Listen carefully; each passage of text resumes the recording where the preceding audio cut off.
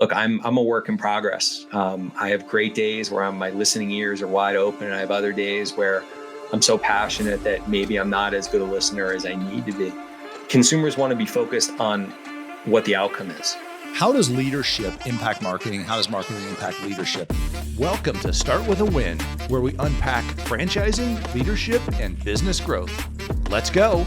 And today we have on Start With a Win, Doug Zarkin, an accomplished modern marketing expert. He's the chief brand officer at the Good Feet store, an amazing franchise company that I'm a customer of.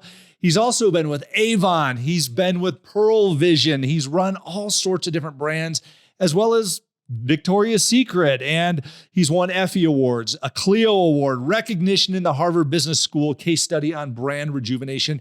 And he is author of a new book called Moving Your Brand Out of the Friend Zone. Today, we have Doug on to talk marketing, to talk leadership, and to unpack where does the human connect with the company. Doug, welcome to Start With a Win. Adam, thanks for having me on the show. I appreciate it. Awesome. So, you've been to through a lot of different companies, running a lot of different marketing and advertising teams, carrying a lot of brand promise forward. You're with Good Feet now. You went from, the eyewear brand. What was it? Pearl Vision. Pearl Vision. SL Exotica. Yeah. So, how did you make that transition, and what are you doing today with Good Feet? Yeah. So I spent 11 years as the chief marketing officer for Pearl as part of the SL Exotica family. A great experience in my career, great experience, growth for me as a leader, as a human being. But why I stayed as long as I did is because I made a difference. I made a difference not just as a leader, but as a human being, as a person, as Doug, and made some incredible relationships with our franchise owners and the leadership team globally, both in Paris and Milan. To me, making the move from Pearl to Good Feet Worldwide, where I'm now the chief brand officer, was really about finding a organization that also had a purpose-driven mindset in its solution that was offered. I could have marketed anything, but going to an organization like Good Feet, where our products, whether it's our OS First brand, whether it's the Good Feet store, whether it's Stretched, which is our premium assisted stretching business here in New York, they're all businesses that really are about purpose and human beings and really helping people be their best self. And that really resonated with me because it gives me as a leader a sense of purpose that I'm actually making a difference. Awesome. And you talk about this, you can literally see people change with your products. Yeah. It's amazing. Yeah. Either you're giving them vision, or you're helping them walk, or you're helping them, truly enjoy life, or regain their mobility. That's very much a purpose-driven brand there. What is it like going from, you've been around several different corporate entities, Victoria's Secret, Avon, things like that, to go from, a corporate type piece into a franchise type piece where you're helping franchisees market themselves. What does that transition look like? And what do franchisees want that corporate entities don't want necessarily? I think the commonalities are whether you're marketing for a corporate owned platform or a franchise owned platform. The commonality is the fact that it's about results, but it's about results done with a sense of humanity. For us, it's at Good Feet, it's not necessarily just about top line sales. It's about the impact we have on people in the communities that we're in, the people that we affect. When you put on the arch supports that are part of the Good Feet system, you can instantly feel a difference. And many consumers walk out really feeling that they now have the power to live the life they want to live because of the Good Feet arch support system. So for me, what franchisees really want is they want support. There's an entrepreneurial spirit that permeates the franchise model. And so it's not about telling somebody what to do. It's about helping to provide guidance, leadership, stewardship, and enabling them to unlock their own personal growth. Every entrepreneur has a hunger. And so if I can help them channel that hunger and figure out what really is meaningful that they may not have thought of, but also take advantage of the things that they can educate me on are what meaningful. That's when you get that great collaboration, and that's where you really unlock great results. I love that. The word collaboration, I think, is incredibly powerful because you're not a B2C, you're a B2B2C here. And it's fascinating when you look at the franchisor-franchisee relationship. And for our listeners who are not necessarily familiar with the Zor-Z piece, the franchisor is the parent company. So Good Feet, the parent store here is the franchisor, and then the individual locations are the franchisees, and they deal with the consumer. And really, a lot of times, what you find is you have such great entrepreneurs in these franchisees, and they have their own ideas as to what great marketing should look like. And sometimes, Sure. the franchisor is like, wait, time out. Let's create some consistency and some impact here. How do you come alongside the franchisees effectively?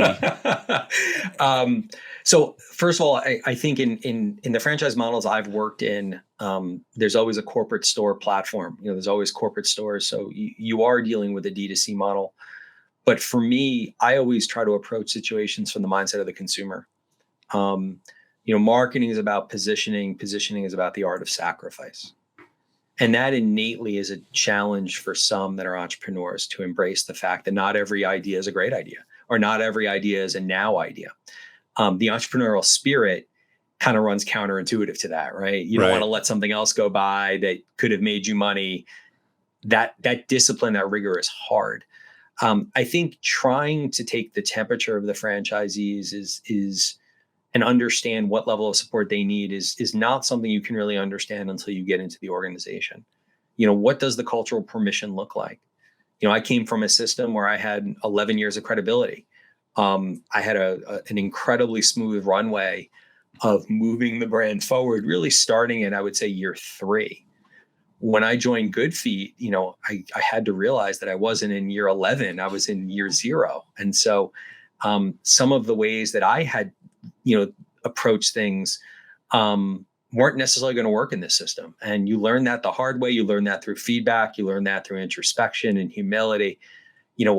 It's a fine line between being proud of your expertise and at the same time meshing that with a real need to be an active listener. Those things don't always go hand in hand. And look, I'm a work in progress. I have great days where my listening ears are wide open, and I have other days where I'm so passionate that maybe I'm not as good a listener as I need to be. But that's the beauty of working in a business with people who really care, is that there should be that understanding that we're all in it to win it. I'm not concerned with being right. That's not my goal. I'm concerned with making the right decision.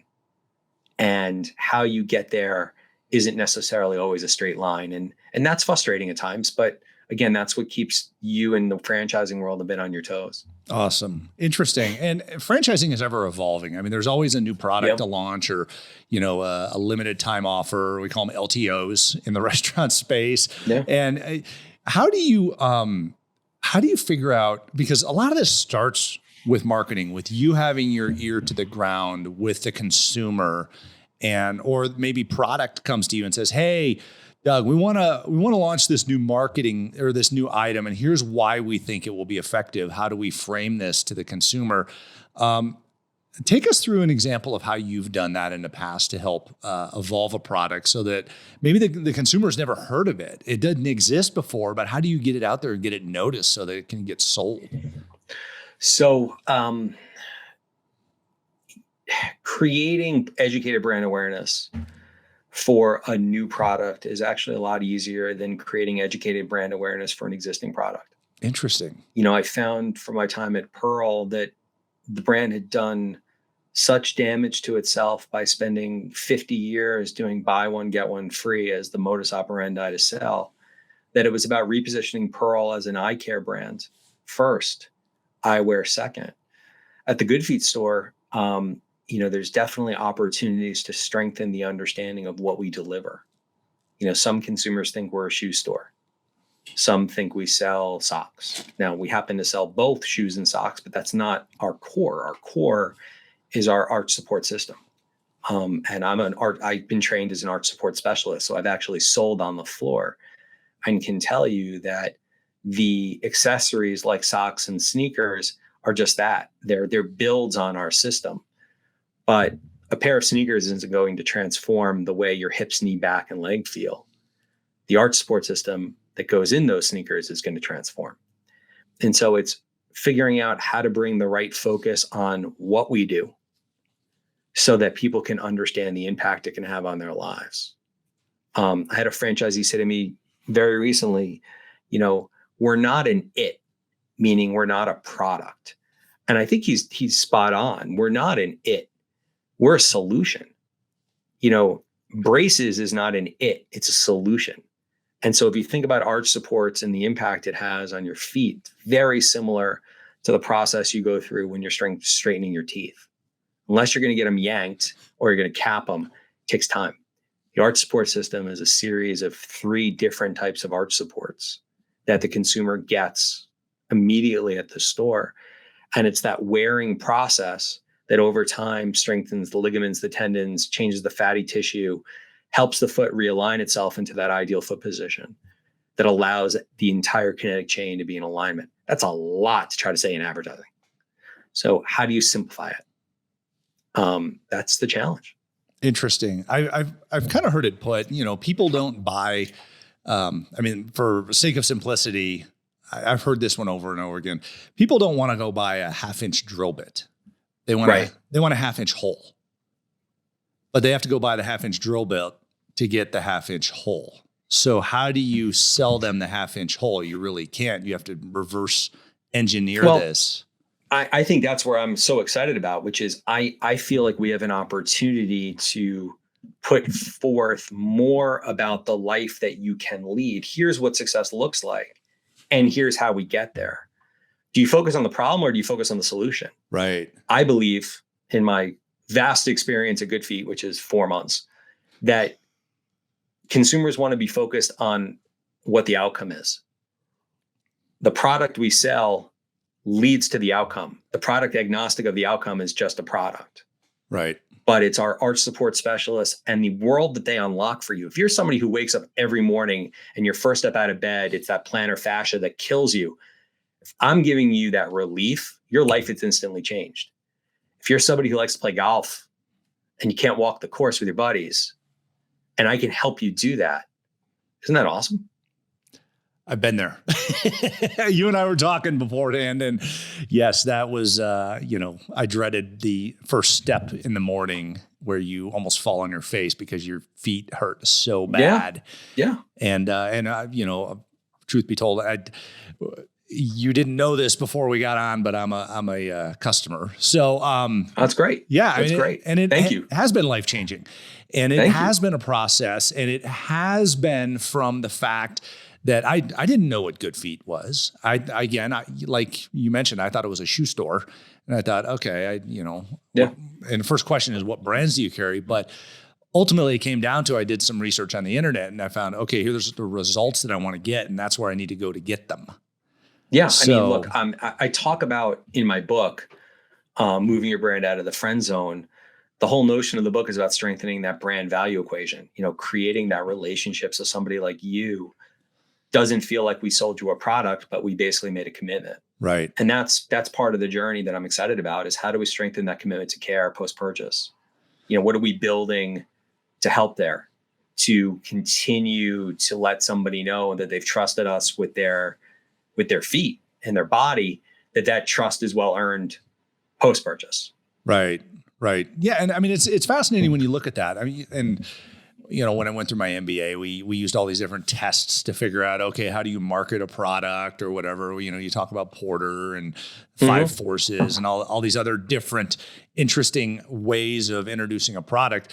Let's take for our customer, the listener of this podcast, who's an entrepreneur who's trying to introduce a product or service to the industry that they are in, regardless of what that is. And they're out there saying, look how great my product is. Look how great my service is. We pump the brakes for a second. What advice would you have for them to take a step back? I talk about this in the book a lot. Embrace the niche. Niche doesn't mean small. Niche means opportunity. So embrace the notion that you have a niche product that will focus you into that art of sacrifice. Niche will help you understand, as a challenger brand, which you are, who is most likely to be receptive to your product, solution, or service. The second thing I would say is, as you look at your service model, and whether that's a virtual service model online or a brick and mortar service model, I talk a lot about the notion of thinking human. And thinking human really comes down to a single concept. Treat every customer that walks in as if they were your only customer for the day. What would you do? How would you build the experience? We tend to get caught up on what we could be, and we don't spend enough time in talking about what we should be. And that's just a victim of, success is exciting, but the path of success is not easy. And so that not easy part is really getting rigorous as to, what do we want to do every day? What do we want people to feel after they experience our brand? We know what we want them to get, it's your product or service, whether it's a restaurant or you're selling shoes or whatever. But what do we want them to feel? And if you build your service model around that feeling, you're going to win. I love that. So most of the people out there, when they implement advertising, marketing, or whatever, and we're talking about strategy right now. We're not talking about an ad. We're not talking about a brand statement or something like that. We're talking about the strategic aspect behind that.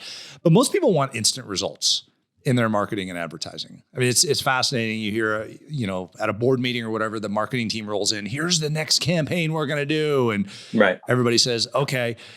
And then it rolls a couple of weeks later, people are like, what are the results? Right.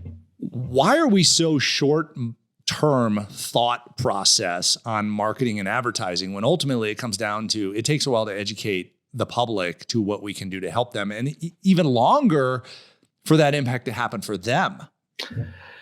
Yeah, and it comes down to this awful thing called money. If you take profit and money out of the equation, then people will be more willing to adopt that long-term mentality. But look, we got to pay the bills, rent, people, out of pocket. So, you can't separate the need to drive impact from the need to do it the right way.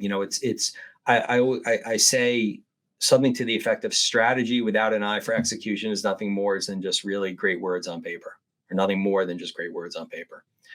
And you've got to be thinking how this strategy is going to drive impact. It may sound, super sophisticated, even poetic, but if it doesn't move the needle for the entrepreneurs trying to pay their bills, it's a problem. Right. It's a problem. And that's where I think the franchising model is unique, in that you have a real results mindset that you have to be in at all times, and still balance long-term brand growth. And that's part of what makes it really challenging. So how do we add accountability to that? How do we add accountability to our marketing?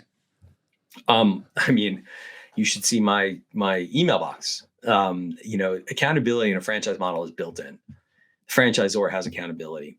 The franchisee has accountability because they're paying for it. Right. So accountability is not the issue. Where the issue becomes an issue is when something breaks. Where is the source of that broken? Is the source of the broken at the franchisor level? Is it at the franchisee level? Why that becomes important is, number one, who's going to fix it, most importantly. And number two, if it is the franchisor, then it becomes an issue of service. Like, is the service model the right service model? Are we providing the right layer of support? And if the answer is no, then you have to have the humility to realize, we got to do better. We got to do better. I'm not afraid to admit, even the team that I have now, we are not perfect. We're getting better every day. We're not perfect. And it's important that when you make a mistake, to own it. But it's equally important that not every mistake is a catastrophic breaking of trust. Perspective is so important, and it's often lost. And I think part of the job is to try to build that relationship where not everything is a catastrophe. Because if everything is a catastrophe, then when a catastrophe really happens, it's just like, okay, something else is broken. So I think, again, there is a real need to figure out within the ecosystem that you're in what is most meaningful, and focus on those things. That doesn't mean everything else is important, but really prioritize. Okay. And I know the brands that you've been affiliated with are very intentional on Yeah. leadership and leadership delivery. There's the voice of the brand that has always been existent in all of those organizations. Let's wrap leadership into marketing. How does leadership impact marketing? How does marketing impact leadership? And how do those things work together to take the company forward? Yeah. I mean, part of the reason I talk in the title of my book that it's a modern day guide is that a guide is taking you on a journey, but you're an active part of that journey. A guide can show you things, but inevitably it's just a route. It's a route to the top. It's a route from A to B. And I think leadership is the ability to appreciate that you are guiding people, but that route to the top has to be something where everyone gets to the top and wants to take the group photo. The guide who gets to the top by themselves, great, it's a sense of accomplishment, but they're taking a selfie and that's not a lot of fun. So how do you build the mindset to ensure that people are on the journey with you? And how are you taking input that isn't necessarily going to derail you from the goal? May take you a little bit left of center or right of center. You may have to stop and look at the waterfall that you didn't necessarily plan on looking at, or take an extra break just to, catch your breath when you're not really out of breath. But inevitably, if you can get to the top and get to the journey, the end of the journey, that's really what leadership is about. Awesome. And for the audience, you've referenced your book, Moving Your Brand Out of the Friend Zone. It's a cool way of looking, I love how your brand is kind of highlighted out of that, because this is truly a branding book. It's a marketing book and really a connection book. It's a book that's, look, I wrote it over the summer. I'd been toying with the idea for a couple of years and I had about 16 weeks this summer to write it.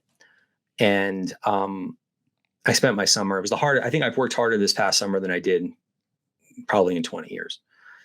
And I wrote it because it's not just about branding and marketing. It's also about you as a brand.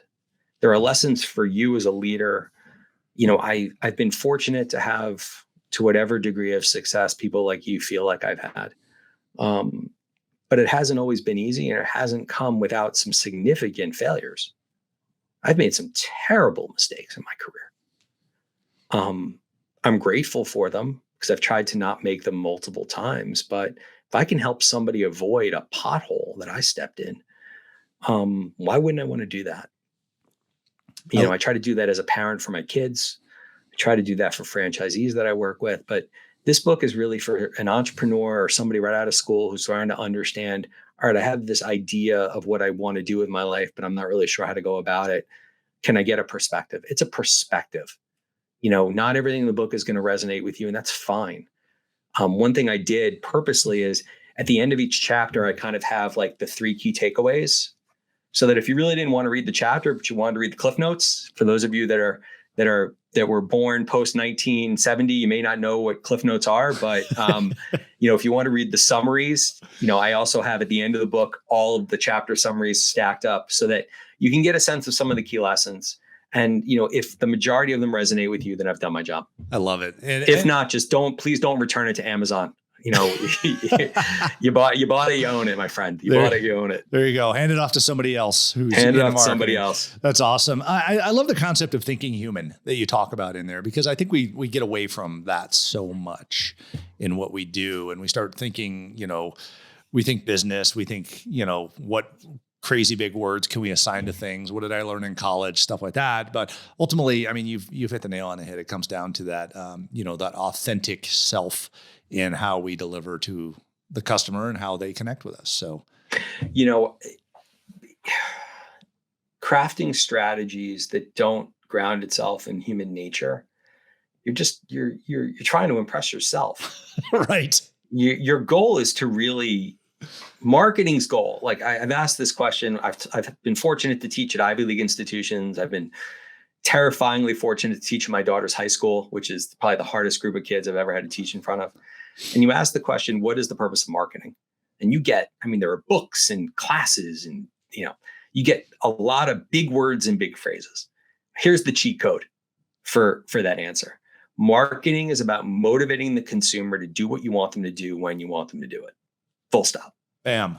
And I've chosen to do it in categories and businesses that have purpose because I can go to bed at night feeling pretty good about myself.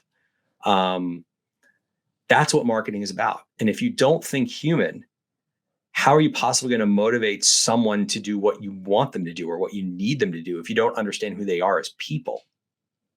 I don't get it. I love it. I love it. You talk a lot about high performance habits in there as well, and obviously marketing is consistency. It's a consistent connection.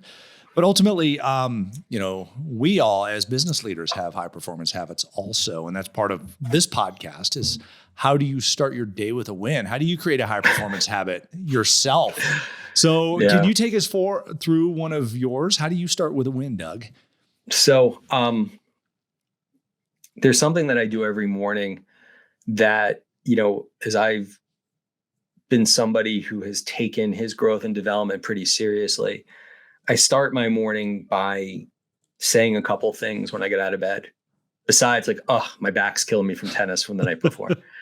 I thank myself. I call it self-gratitude. Thank myself for just what I've accomplished. Married, 2 kids, cute dog, nice house, good group of friends.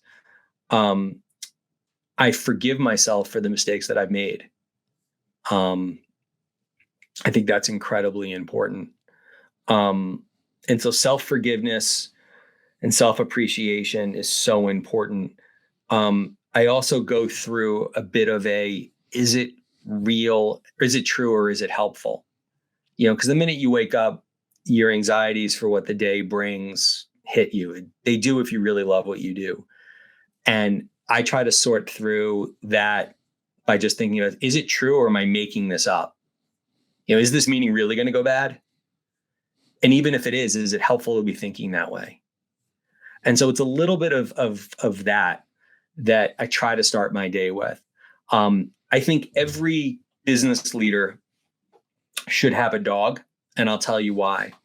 Because I begin my day and end my day with the ultimate humility check, which is trailing after my dog and picking up dog shit.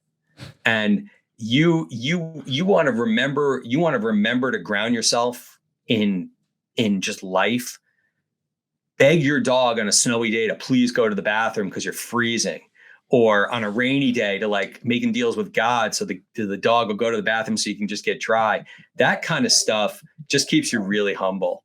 And it's also a sense of laughter. I will jump on a 10 o'clock call, after spending 20 minutes at 5:50 in the morning, begging my Cavapoo to please go to the bathroom. It's like, do those things really go? And they do. And they just make me laugh. I mean, if I can get in and out of the house in 10 or 15 minutes on a cold morning or a late night where the dog does its business, it's a win. So, Nice. It's just that series of things. And you got to find your own thing to do, but definitely find your own thing. I love that. I mean, and the humility behind that is unbelievably powerful. So thank you. I mean, my dog just ran down the hall behind us outside the studio here. Yeah, I mean, we have 5 inches of snow on the ground here in New York, and I took the puppy out this morning, and I'm just like, come on, buddy, like let's go, come on, let's go. And he did. I was like, yes, inside. Victory. Good win. Good way to start the day. Awesome. Doug Zarkin, Chief Brand Officer at the Good Feet store, author of Moving Your Brand Out of the Friend Zone.